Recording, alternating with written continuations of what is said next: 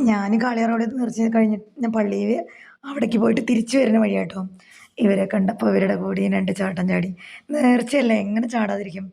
അതുപോലെ അടിപൊളിയാണ് കേട്ടോ നമ്മുടെ നമ്മുടെ പിള്ളേരത്.